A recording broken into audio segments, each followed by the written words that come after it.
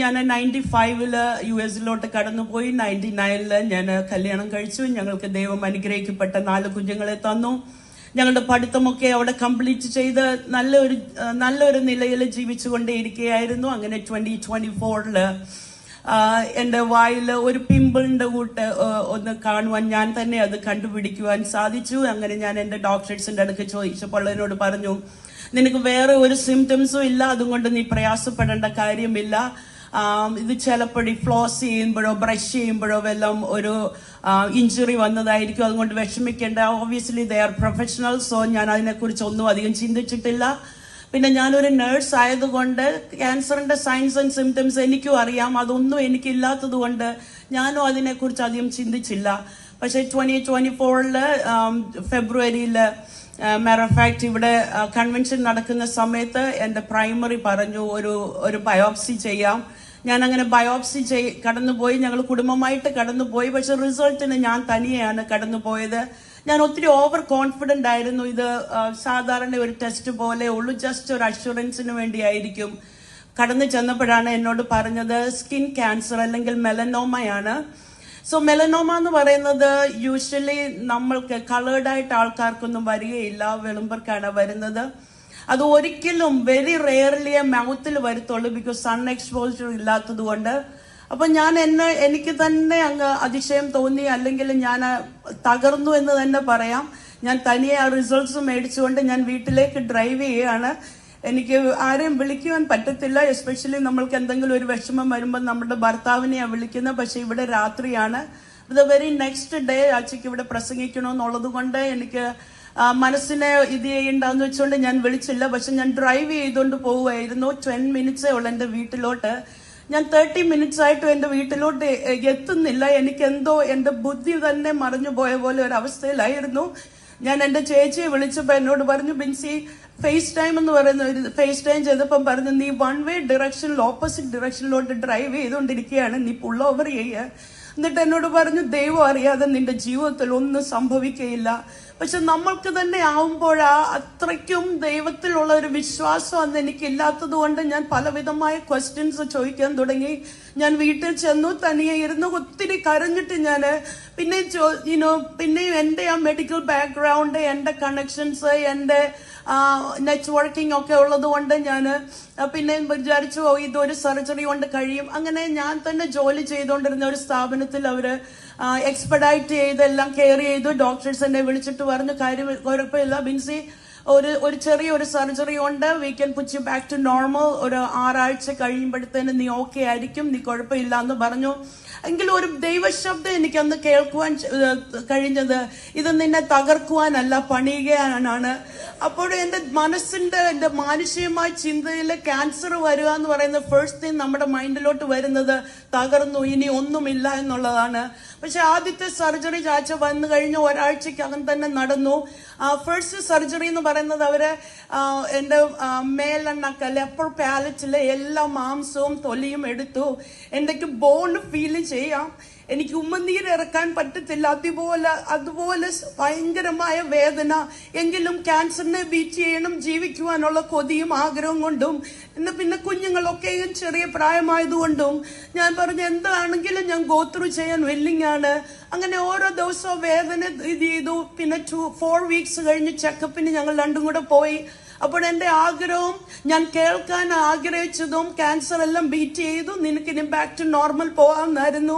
പക്ഷെ അതിന് പകരം ഞങ്ങൾ ഓഫീസിൽ വെയിറ്റ് ചെയ്തപ്പോൾ ഒരു ഹ്യൂജ് ടീം, ഓൾമോസ്റ്റ് 13 പീപ്പിൾ അവിടെ അകത്തോട്ട് കടന്നു വന്നിട്ട് പറഞ്ഞു, ഞങ്ങൾ ഉദ്ദേശിച്ച പോലും ചിന്തിച്ചതുപോലും അല്ല, ഇതൊരു അസാധാരണമായ ഒരു ക്യാൻസർ ആണ്, മരുന്ന് പോലും അത്രയും ഇല്ല, ഇത് ഞങ്ങൾ ചിന്തിച്ചതിലും നനച്ചതിലും അധികമായി സ്പ്രെഡ് ചെയ്തുകൊണ്ടിരിക്കുകയാണ്. നിന്റെ വായ് എല്ലാം അത് സ്പ്രെഡ് ചെയ്തു, നിന്റെ ബോണിലോട്ട് പോയി, ലിവറിലോട്ടും പോയി, നിന്റെ ഫേസിന്റെ ഹാഫ് റിമൂവ് ചെയ്യേണ്ടി വരും, ചിലപ്പം ബ്രെയിനും എടുത്ത് പകുതിയെങ്കിലും റിമൂവ് ചെയ്യേണ്ടി വരും.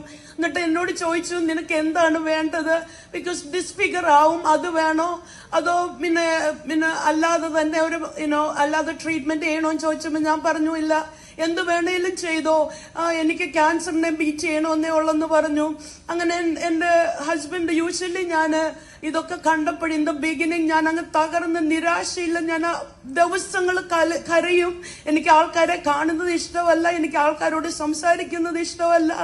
എന്തുകൊണ്ട് എനിക്കിത് ഭവിച്ചു എന്നുള്ള ക്വസ്റ്റ്യൻസ് ആയിരുന്നു.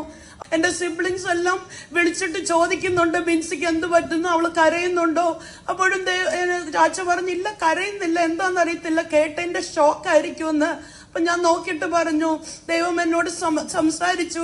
എനിക്ക് വാക്യമൊന്നും അത്രയൊന്നും അറിയത്തില്ല. ഒപ്പ പറഞ്ഞ പോലെ ബൈ പ്രൊഫഷൻ ഞാനൊരു നേഴ്സാണ്. പിന്നെ എന്റെ മാസ്റ്റേഴ്സ് നഴ്സിംഗിലും ബിസിനസ്സിലും ഞാൻ എടുത്തു. സോ ഒരു സാമുദായികമായ ജോലി പോയതുകൊണ്ട് അത്രയ്ക്ക് അങ്ങ് ബൈബിളൊന്നും ഞാൻ പഠിച്ചിട്ടില്ല. സൺഡേ സ്കൂളൊക്കെ പഠിച്ചതേ ഉള്ളൂ. അന്നേരം എന്നോട് ദൈവം സംസാരിച്ചത്, എന്റെ കൃപ നിനക്ക് മതി, ബലഹീനതയിൽ തങ്ങുന്ന ദൈവമാണ്. ഞാനത് പിന്നെ ഡെപ്തായിട്ട് പഠിക്കാൻ തുടങ്ങി.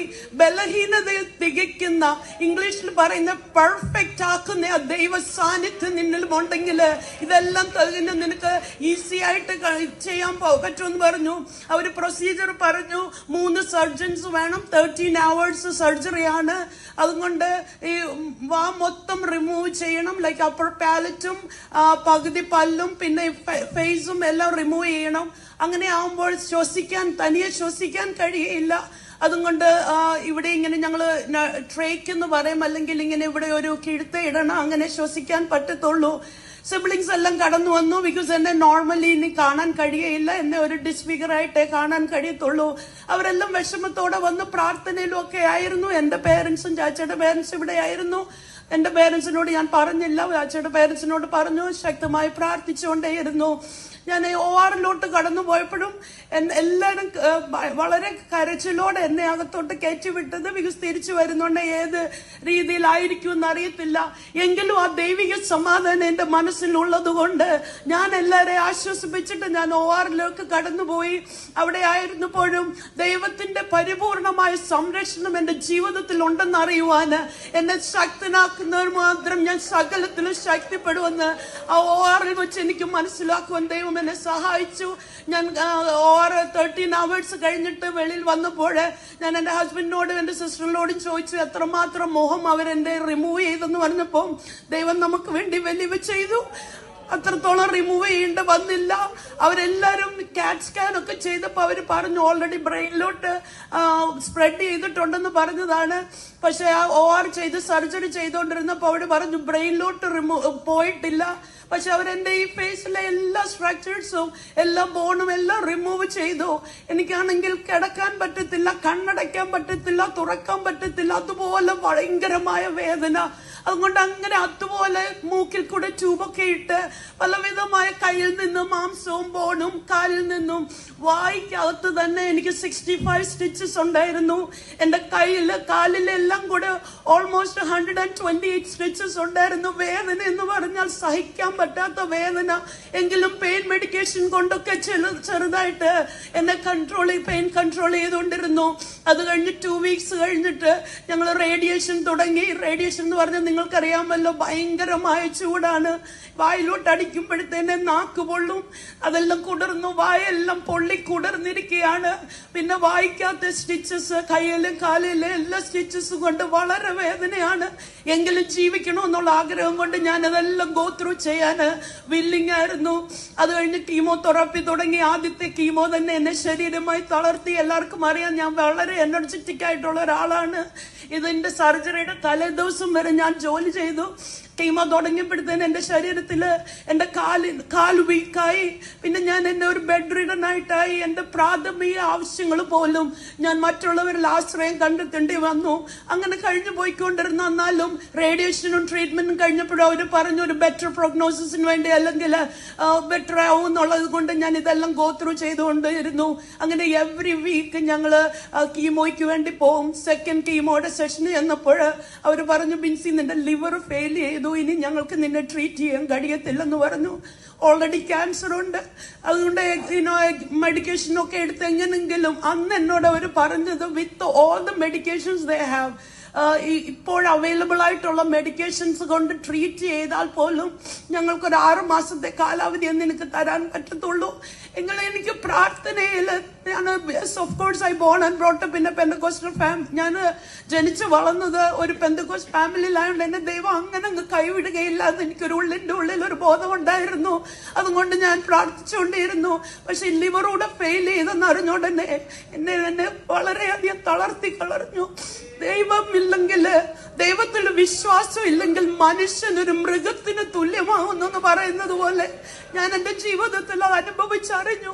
എനിക്ക് കണ്ണടയ്ക്കാൻ പറ്റത്തില്ല, എനിക്ക് ഉറങ്ങാൻ പറ്റത്തില്ല.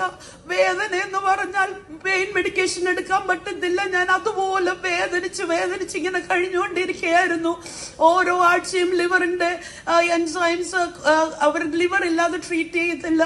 ഞാൻ അപ്പോഴാണ് ചിന്തിച്ചത്, എന്റെ കഴിവോ മിടുക്കോ സാമർഥ്യമോ ഒന്നും അവിടെ ഇതില്ല. എന്റെ പഠിത്തം എന്നെ സഹായിച്ചില്ല. എന്റെ ഹുക്കപ്സ് അല്ലെങ്കിൽ കണക്ഷൻസ് എന്നെ ഇതിന് സഹായിച്ചില്ല. ഞാൻ literally I become A zero. ഞാൻ സീറോയിലായപ്പോഴാണ് ദൈവസന്നിധിയിലേക്ക് ഞാൻ എന്റെ കണ്ണുകളെ ഉയർത്തിട്ട് പറഞ്ഞു, കർത്താവേ, എനിക്ക് ഇനി ഒരു ജീവിതം തരുന്നതെങ്കിൽ ദൈവത്തിന് വേണ്ടി പ്രയോജനപ്പെടുവാൻ ഞാൻ ആഗ്രഹിക്കുന്നു എന്ന് പറഞ്ഞു. അങ്ങനെ സെക്കൻഡ് ഒപ്പീനിയന് വേണ്ടി കടന്നു പോയപ്പോൾ സെയിം തിങ് എന്നോട് പറഞ്ഞത്, ബിൻസി, ലിവർ ഇല്ലാതെ ഞങ്ങൾക്ക് നിന്നെ ട്രീറ്റ് ചെയ്യാൻ പറ്റത്തില്ല. അവര് പറഞ്ഞു, നീ എവിടൊക്കെ പോയാലും ലിവർ ഇല്ലെങ്കിൽ ആരും നിന്നെ ട്രീറ്റ് ചെയ്തില്ല. ഞാൻ ഓരോ ദിവസം നമ്മളെല്ലാവരും കടന്നു വന്ന് സാക്ഷ്യം പറയുമ്പോൾ നമ്മളുടെ എല്ലാം ഒരു കോമൺ സ്റ്റേറ്റ്മെന്റ് ആണ്, കഴിഞ്ഞ ആഴ്ചക്കാലം കർത്താവ് എന്നെ കാത്തുപരിപാലിച്ചു എന്ന്. പക്ഷെ അതിന്റെ ആ ഇമ്പോർട്ടൻസ്, അതിന്റെ ആ വെയിറ്റ് എനിക്ക് മനസ്സിലാക്കുവാൻ കഴിഞ്ഞത് 6 മാസം അവർ കടന്നപ്പോൾ. അന്നമ്മ ഞാൻ എപ്പോഴും രാത്രിയില് കുഞ്ഞുങ്ങളോട് ബായ് പറഞ്ഞിട്ട് ബെഡിലോട്ട് പോകുമ്പോൾ ഞാൻ മനസ്സിൽ ചിന്തിക്കുന്നുണ്ട്, നാളെ ഞാൻ എനിക്ക് ഇവരെ കാണുന്ന ഉടനെ എനിക്ക് ഇവരെ റെക്കഗ്നൈസ് ചെയ്യാൻ പറ്റത്തില്ലായിരിക്കും, അല്ലെങ്കിൽ അവർക്കിനി ഞാൻ എത്ര നാളെ മദറായിട്ടുണ്ടാവുമെന്ന് എനിക്കറിയത്തില്ല. അങ്ങനെ ജീവിതത്തിൽ നിരാശയുടെ അനുഭവത്തിലേക്ക് കടന്നുകൊണ്ട് എല്ലാവരെയും കർത്താവ്, ഞാൻ വിചാരിച്ചിട്ടുണ്ട് ഒരു ദിവസം ഈ പെയിൻ മെഡിക്കേഷൻ ഇല്ലാത്തത് കൊണ്ട് വേദനയിൽ എനിക്ക് ഒട്ടും താങ്ങാൻ വയ്യ, ബെഡില് കിടക്കുകയാണ്. അപ്പൊ എന്നോട് ചാച്ച പറഞ്ഞു, നിനക്ക് സൺഡേയില് ആരാധനയ്ക്ക് വരാൻ പറ്റത്തില്ലായിരിക്കും. ഞാൻ പറഞ്ഞില്ല, ഞാൻ ആരാധനയ്ക്ക് വരാം. അങ്ങനെ ഞാൻ കടന്നുപോയി. പക്ഷെ ഞാൻ നേരത്തെ ചെന്നു, ബിക്കോസ് എനിക്ക് ആൾക്കാർ എന്നെ കരയുന്നത് കാണാൻ ഇഷ്ടമില്ല, അതുമല്ല പിടിച്ചുകൊണ്ട് പോകുന്നത് ഇഷ്ടമില്ല. അതുകൊണ്ട് ഞാൻ നേരത്തെ ചെന്നിട്ട് എന്റെ ആ സീറ്റിലിരുന്നു. അത് കഴിഞ്ഞ് ഞാൻ അവിടെ ഇരുന്നിട്ട് ഈ സർജറി കഴിഞ്ഞ ഉടനെ എന്റെ കണ്ണിൽ കൂടെ കണ്ണുനീര് വരത്തില്ലെന്ന് പറഞ്ഞാൽ നെർവ് എൻഡിങ്സ് എല്ലാം അവർ കട്ട് ചെയ്തതുകൊണ്ട് എനിക്ക് കണ്ണുനീര് പ്രൊഡ്യൂസ് ചെയ്യും. പക്ഷെ ഇറ്റ് വിൽ ഗോ ഒരു സൈനസിന്റെ ആ സോക്കറ്റിലോട്ട് പോകും. അതുകൊണ്ട് അവരെന്നോട് പറയും, ബിൻസി കരയരുത്, കരഞ്ഞാൽ കണ്ണുനീര് പ്രൊഡ്യൂസ് ചെയ്യും, പക്ഷെ അത് വെളിയിലോട്ട് വരാത്തത് കൊണ്ട് അകത്തിരുന്ന് ഇൻഫെക്ഷൻ വരും. അതുകൊണ്ട് ഒട്ടും പറ്റത്തില്ല, അതുകൊണ്ട് നീ കരയരുത്. അപ്പോഴും എനിക്ക് കരയണമെന്നുണ്ട്, ഹൃദയം നോവുന്നുണ്ട്. പക്ഷെ ഞാൻ എന്റെ കരച്ചിലിനെ അടക്കി നിർത്തും, ബിക്കോസ് കണ്ണുനീര് വരാതിരിക്കാൻ വേണ്ടി. ആ സൺഡേയിൽ ഞാൻ കടന്നു ചെന്നപ്പോൾ എന്നെക്കാട്ടിൽ വളരെ പ്രായമുള്ളവരൊക്കെ ഈസി ആയിട്ട് നടന്നു പോകുന്നു, ചിരിക്കുന്നു, വർത്താനം പറയുന്നു. എനിക്ക് വർത്താനം പറയാൻ ആ നാളുകളിൽ പറ്റത്തില്ല. ഞാൻ എഴുതിയായിരുന്നു കാണിക്കുന്നത്. ഞാനപ്പോ അവിടെ ഇരുന്ന് പ്രാർത്ഥിച്ചു, കർത്താവേ, ഇത്രയും പേര് സന്തോഷത്തോടെ സമാധാനത്തോടെ അങ്ങേ ആരാധിക്കുന്നു, അങ്ങയുടെ സന്നിധിയിലേക്ക് കടന്നു വരുന്നു. എനിക്ക് ഇത്രയും പ്രായമേ ഉള്ളൂ, എനിക്ക് കരയാൻ പോലും ഉള്ള ഒരു അവകാശമില്ല. എന്റെ വേദനയാണെങ്കിൽ അതിലൂടെ അങ്ങനെ എന്റെ കരച്ചിൽ കണ്ടപ്പോൾ ചർച്ചിലുള്ളവരെല്ലാവരും കരയാൻ തുടങ്ങി. ഒരു പ്രാർത്ഥിക്കുന്ന ഒരു സഭയുണ്ടെങ്കിൽ ജീവിതത്തിൽ എന്തുമാത്രം ആശ്വാസം അനുഗ്രഹമാണെന്ന് പറയാനാണ് ഞാനിത് പറയുന്നത്. ഞാനങ്ങനെ അവിടെ കരഞ്ഞുകൊണ്ടിരുന്നപ്പോൾ എന്റെ കണ്ണിൽ നിന്ന് ഒരു തുള്ളി ഡ്രോപ്പ് കണ്ണുനീര് വന്നപ്പോഴും എനിക്ക് മനസ്സിലായി കർത്താവ് പ്രവർത്തിക്കുവാൻ തുടങ്ങി എന്നുള്ളത്. അതെനിക്ക് ശക്തമായ എന്റെ അനുഭവത്തിലും എന്റെ ശരീരത്തിലും അനുഭവിച്ചറിയുവാൻ തുടങ്ങി. അങ്ങനെ ഞാൻ അത് അപ്പോഴത്തേനും പപ്പായും മമ്മിയും അവിടെ വന്നു.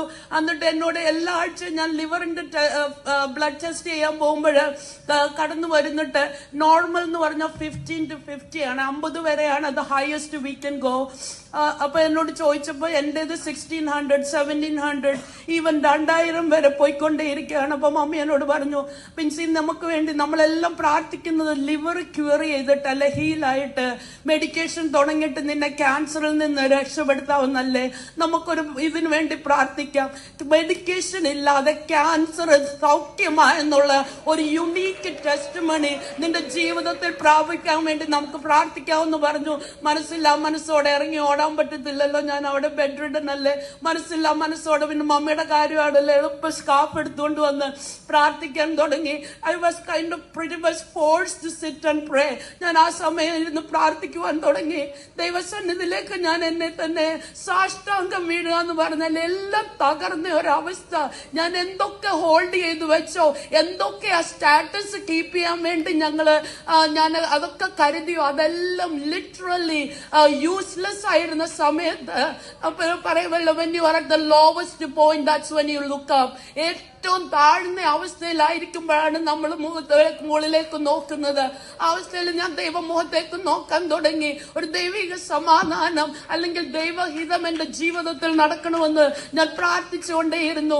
എന്നിട്ട് പ്രാർത്ഥന കഴിഞ്ഞ് ഞാൻ എന്റെ റൂമിൽ പോയി കഴിഞ്ഞ് ഞാൻ കണ്ണടച്ചു കിടന്നപ്പോൾ ഒരു TV സ്ക്രീനിൽ ഡിസ്പ്ലേ ചെയ്യുന്ന പോലെ എന്റെ കഴിഞ്ഞ നാളുകളിൽ ഞാൻ എന്തെല്ലാം പരിശുദ്ധാത്മാവിനെ ദുഃഖിപ്പിച്ചിട്ടുണ്ടോ, പേരൻസിനെ ദുഃഖിപ്പിച്ചിട്ടുണ്ടോ, ദൈവഹിതമില്ലാത്തത് എന്തെല്ലാം ചെയ്തിട്ടുണ്ടോ.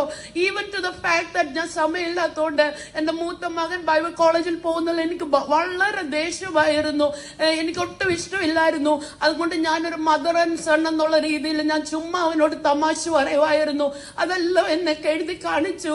Even to the fact that ഞാൻ അവനോട് പറയായിരുന്നു, നീ ബൈബിൾ പഠിക്കാൻ പോയി ഇനി നല്ല പെമ്പിള്ളാരെ ഒന്നും കിട്ടത്തില്ലായിരിക്കും. അതൊക്കെ പറഞ്ഞത് എന്നെ ഈ മുമ്പിൽ ഇങ്ങനെ എഴുതി കാണിക്കുവാൻ തുടങ്ങി. ഞാൻ കണ്ണു തുറന്ന് നോക്കിയപ്പോഴും ഞാൻ മാത്രമേ റൂമിലുള്ളൂ. അങ്ങനെ ഓരോ കാര്യങ്ങളും എല്ലാം എന്റെ പേരൻസ് എപ്പോഴും പറയും, ദൈവഹിതത്തിന് വേണ്ടിയാണ് നിങ്ങളെ അല്ലെങ്കിൽ ചാച്ചയെ ഞങ്ങള് പ്രാർത്ഥിച്ചിരിക്കുന്നത്. അപ്പൊ ഞാൻ എന്റെ മനസ്സിൽ നേരിട്ട് പറയത്തില്ലെങ്കിലും മനസ്സിൽ പറയാതെ നടക്കത്തില്ല, ഞാൻ വരത്തില്ല, ഞാൻ സൈഡിൽ നിന്ന് സപ്പോർട്ട് ചെയ്തേ അല്ലെ പുറകിൽ നിന്ന് സപ്പോർട്ട് ചെയ്തേ ഉള്ളൂ. ഒരിക്കലും എനിക്ക് കോംപ്രിഹെൻഡ് പോലും ചെയ്യാൻ പറ്റത്തില്ലായിരുന്നു. ഇങ്ങനെ ഞാൻ എന്റെ പഠിത്തങ്ങള് ഇറ്റ്സ് വെരി എക്സ്പെൻസീവ്. അവിടെ പഠിക്കുക എന്ന് പറയുന്നത് കൊച്ചു കാര്യമല്ല. എന്റെ പഠിത്തങ്ങളൊക്കെ മാറ്റി വെച്ചിട്ട് ഇങ്ങനെ ഒരു ഫുൾ ടൈം മിനിസ്ട്രിയിലോട്ട് പോകുക എന്നുള്ളത് എനിക്ക് ചിന്തിക്കാൻ പോലും കഴിയാത്ത ഒരു കാര്യമായിരുന്നു. പക്ഷെ ഞാൻ അതെല്ലാം സ്ക്രീനിലൂടെ കണ്ടു. അത് കഴിഞ്ഞപ്പോഴേ പിന്നെ എനിക്ക് ദൈവശബ്ദം കേൾക്കുവാനിടയായി. എന്റെ കൃപ നിനക്ക് മതി, എന്റെ കൃപ നിനക്ക് മതി. അന്ന് ഞാൻ ഡിസൈഡ് ചെയ്തു, നോ മാറ്റർ വാട്ട്, ഞാനും എന്റെ കുടുംബവും ഞങ്ങളെ യഹോവയെ സേവിക്കും. അതിൽ പിന്മാറുവാൻ ഞങ്ങളെ കൊണ്ട് ഇനി സാധ്യമല്ല. ആ ദൈവ സ്നേഹം എന്റെ ആ കുടുംബത്തില്, എന്റെ വീട്ടിലേക്ക്, എന്റെ ആ മുറിയിലേക്ക് കടന്നു വന്നു കഴിഞ്ഞ ഉടനെ എനിക്ക് പിന്നെ എന്നെ തന്നെ താങ്ങി നിർത്തുവാൻ കഴിഞ്ഞില്ല. ഒരു ദൈവിക സമാധാനം എന്റെ ജീവിതത്തിലേക്ക് വരുവാനിടയാകി. ഇതൊക്കെ സംഭവിക്കുന്നതിന് മുമ്പേ, ഒരു വർഷം മുമ്പേ രാജയാണെങ്കിൽ ഒരു മിഷൻ വർക്കിന് വേണ്ടി ആഫ്രിക്കയിലേക്ക് ഡേറ്റ് കൊടുത്തപ്പോൾ ഞാൻ പറഞ്ഞു പോകാൻ പറ്റത്തില്ല, എനിക്ക് റേഡിയേഷൻ എവറി സിംഗിൾ ഡേ ഉണ്ട്, എനിക്ക് ഡ്രൈവ് ചെയ്യാൻ പറ്റത്തില്ല, റേഡിയേഷൻ കൊണ്ട് ഓബിയസ്ലി എന്റെ മുടിയെല്ലാം പോകുന്നു, എനിക്ക് ബ്രെയിൻ ആണെങ്കിലും അത്രയ്ക്ക് ശരിക്ക് ക്ലിയർലി തിങ്ക് ചെയ്യാൻ പറ്റത്തില്ല.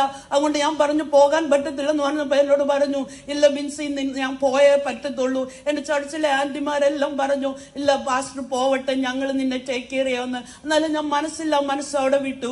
പിന്നെ ഞാൻ ഈ അസുഖം വന്ന ഉടനെ ഞാൻ ആദ്യം ജോഷുവെ വിളിച്ചിട്ട് ഞാൻ പറഞ്ഞു, ജോഷു നീ തിരിച്ചു വാ, ദൈവഹിതത്തിന് വേണ്ടി നിന്നെ പറഞ്ഞു വിട്ടു, പക്ഷെ കണ്ടില്ല മമ്മിക്ക് സംഭവിച്ചത്. ഉടനെ എന്റെ കുഞ്ഞെന്നോട് പറഞ്ഞു, മമ്മി ഇപ്പോഴല്ല ദൈവത്തോട് മത്സരിക്കേണ്ടത്, ഈ സമയമാണ് ദൈവത്തിനോട് നമ്മൾ അപേക്ഷിക്കണം. എനിക്കൊരു കംപ്ലീറ്റ് റിക്കവറി അല്ലെങ്കിൽ നിനക്കൊരു പരിപൂർണ സൗഖ്യം വേണം. നീ എന്നെ ഇന്ത്യയിൽ വിട്ട് ദൈവത്തിന് വേണ്ടി വചനത്തിന് പഠിപ്പിക്കാൻ വിട്ടതുകൊണ്ട് ഒരു വലിയൊരു പ്രവൃത്തി നമ്മുടെ കുടുംബത്തിൽ നടക്കും. അതുകൊണ്ട് മമ്മി പ്രാർത്ഥിക്കാൻ പറഞ്ഞു. എന്നിട്ട് പറഞ്ഞു, അമ്മയ്ക്ക് എന്നെ എന്ന് കാണണോ ഞാൻ അവിടെ വന്നു വരും, പക്ഷെ എന്നെ തിരിച്ചു വിളിക്കരുത്, ഞാൻ ഈ കോഴ്സ് കംപ്ലീറ്റ് ചെയ്തിട്ടേ വരത്തുള്ളൂ എന്ന് പറഞ്ഞു. കുഞ്ഞും കൂടെ അങ്ങനെ പറഞ്ഞ ഉടനെ മനസ്സോടെ ഞാൻ ദൈവത്തിന് വേണ്ടി പിന്നെയും പൂർണ്ണമായി സമർപ്പിച്ചു. അത് കഴിഞ്ഞ് അച്ഛൻ മിഷൻ വർക്കിന് പോയി. ഞാൻ ആ 6 monthsന്റെ ഫോളോ അപ്പ് അപ്പോയിന്റ്മെന്റിനോട് ചെന്നു. എനിക്ക് പേടിയാണ്, ബിക്കോസ് ഓൾറെഡി 6 months അവർ തന്നേക്കുന്നു വിത്ത് മെഡിക്കേഷൻ. പക്ഷെ ഇപ്പം മെഡിക്കേഷൻ ഇല്ല, എന്ത് സംഭവിക്കും? പെറ്റ് സ്കാൻ മൊത്തം എന്റെ എടുത്തു. അത് കഴിഞ്ഞിട്ട് പുള്ളി അകത്തോട്ട് വന്നിട്ട് പറഞ്ഞു, നിന്റെ പ്രൈവറ്റ് നഴ്സ് എന്ത് ചെയ്യുന്നു? ബിക്കോസ് ദേഹം മൊത്തം മുറിവാണ്, എന്റെ ഹസ്ബൻഡാണ് എല്ലാം ട്രീറ്റ് ചെയ്യുന്നത്. അന്നേരം ഞാൻ പറഞ്ഞു, പുള്ളി ആഫ്രിക്കയിൽ ആഫ്രിക്കയിലാണ്. അപ്പം പുള്ളി ചിരിച്ചോണ്ട് പറഞ്ഞു, പുള്ളി എന്താണ് ഈ ആഫ്രിക്കയിൽ ചെയ്യുന്നതെന്ന് പറഞ്ഞു. ഞാൻ പറഞ്ഞു പുള്ളി പാസ്റ്ററാണ്. പണ്ടൊക്കെ എനിക്ക് അച്ഛൻ പാസ്റ്റർ എന്ന് പറയുമ്പോൾ ഞാൻ പറയും, എന്തിനാ നല്ല ഒരു ജോലി ഉണ്ടല്ലോ, ഈ പാസ്റ്റർ ഒന്നും കൂടെ പറയേണ്ട കാര്യമുണ്ടോ? അപ്പൊ എന്നോട് പറയും, ദൈവവേലയുടെ മഹത്വം നിനക്ക് അറിയത്തില്ലായിരുന്നു. അന്നൊന്നും ഞാൻ അത് സീരിയസ് ആയിട്ടോ അല്ലെങ്കിൽ എനിക്ക് അതിൻ്റെതായ ഇമ്പോർട്ടൻസ് അറിയത്തില്ലായിരുന്നു. അങ്ങനെ പാസ്റ്ററാണ്. ഞാൻ പിന്നെ മൊത്തം എക്സ്പ്ലെയിൻ ചെയ്തു എന്താണ് ആഫ്രിക്കയിൽ നടക്കുന്നത്. ഉടനെ എന്നോട് പറഞ്ഞു, Binsi that shows the results. അതാണ് ഈ റിസൾട്ട്സിന്റെ ഇമ്പോർട്ടൻസ്. ഞങ്ങൾ പലവിധമായ ടെസ്റ്റിലൂടെ നിന്നെ കടത്തിവിട്ടു, പക്ഷേ ക്യാൻസർ എന്നുള്ള ഒരു സെൽസ് നിന്റെ ശരീരത്തിൽ കാണുന്നില്ല. യഹോവ വലിയവനെന്ന് പിന്നെയും എന്റെ ജീവിതത്തിൽ ഫസ്റ്റ് ഹാൻഡ് ആയിട്ട് രുചിച്ചറിയുവാൻ ദൈവം എന്നെ ഇടയാക്കി. ഞാൻ പറയട്ടോ, ആ ദൈവ സ്നേഹം അനേകരിലേക്ക് ഷെയർ ചെയ്യുവാനാണ് ഈ ദിവസങ്ങളിൽ ദൈവം എന്നെ ഉപയോഗപ്പെടുത്തുന്നത്. ഹല്ലേലൂയ.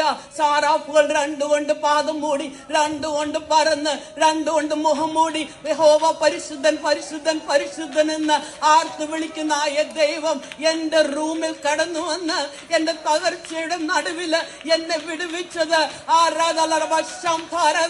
ഇനി ഞങ്ങൾക്ക് തിരിഞ്ഞു പോകുവാനല്ല, പിന്നെയോ വിളിച്ചവന്റെ സൽഗുണങ്ങളെ ഘോഷിക്കുവാൻ വേണ്ടി ഞാനും എന്റെ കുടുംബവുമോ ഞങ്ങളെ യഹോവയെ സേവിക്കുമെന്നുള്ള ആ ഉത്തമമായ ബോധ്യം ഞങ്ങളെ ഭരിക്കുവാനും ഈ ദിവസങ്ങളിൽ ഞങ്ങളെ കുടുംബമായി അതിനായി താഴ്ത്തി സമർപ്പിച്ചുകൊണ്ടിരിക്കുകയാണ്. നമ്മളെല്ലാം ഒരു ദിവസം ഈ ലോകത്തിൽ നിന്ന് കടന്നു പോകേണ്ടതാണ്. Whether you have cancer or not have cancer, cancer ഇല്ലെങ്കിലും ഉണ്ടെങ്കിലും നമ്മൾ എന്നെങ്കിലും ഒരു ദിവസം ഈ ലോകത്തിൽ നിന്ന് കടന്നു പോകേണ്ടതാണ്. എന്റെ ഒരു ആഗ്രഹമുള്ള സ്വർഗത്തിൽ ചെല്ലുമ്പോൾ well done Binsy, well done എന്നുള്ള ആ പേരിന് യോഗ്യരാക്കി എന്നെ തീർക്കണം. ഞങ്ങൾ കുടുംബമായി തലമുറയായി യഹോവ ഞങ്ങളുടെ ദൈവമെന്ന് അനേകരിലേക്ക് വിളിച്ചു പറയുവാൻ ഈ നാളുകളിൽ ശക്തമായി ഞങ്ങളെ യൂസ് ചെയ്യണം. Yes, hallelujah. ഫൈനാൻഷ്യൽ സ്റ്റാറ്റസ് അല്ലെങ്കിൽ സോഷ്യൽ സ്റ്റാറ്റസ് അല്ല വേണ്ടത്, പിന്നെയോ ദൈവരാജ്യമാണ് നമ്മുടെ എറ്റേണൽ ഗോള്. ഈ ദിവസങ്ങളിൽ നമുക്ക് നല്ല ദാസിയെ, നല്ല ദാസനെ എന്നുള്ള വിളിക്ക് ഓരോരുത്തർക്കും ദൈവ പ്രവൃത്തിയാണ് നമ്മൾ പ്രയോറിറ്റി കൊടുക്കേണ്ടത്. അതിനായി ദൈവം നമ്മളെ ഓരോരുത്തരെ എടുത്തുപയോഗിക്കട്ടെ എന്ന് പറഞ്ഞുകൊണ്ട് എന്റെ സാക്ഷിയിൽ നിന്ന് ഒരുമിക്കുന്നു. ദൈവം നമ്മളെ അനുഗ്രഹിക്കട്ടെ.